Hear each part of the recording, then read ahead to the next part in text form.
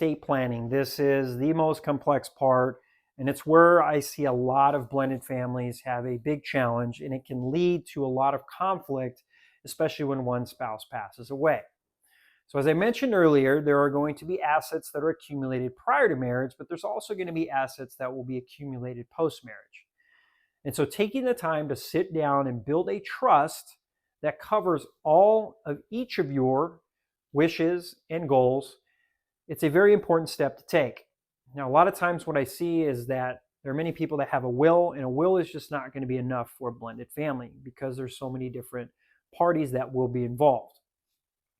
And so a basic trust, for those of you that aren't familiar with a trust, is essentially you are taking the opportunity to pool your assets together and dictate essentially where those assets will go once you pass.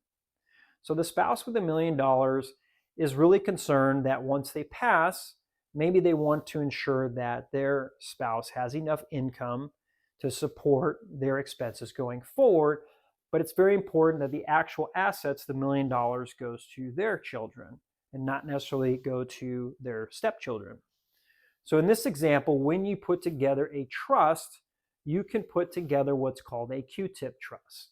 And essentially what a QTIP trust does exactly what I just mentioned. So upon your passing, the $1,000,000 goes into this trust, which then provides income to your spouse, but those assets then belong to your children as beneficiaries.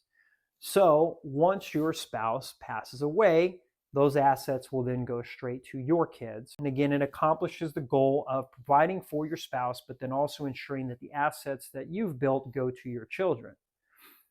Now, as you accumulate assets post-marriage, that's where it can get a little sticky, because then that's where you're determining how you want to split those assets between multiple children. So that's a different level of planning that you're going to want to sit down and talk through as a newly married couple.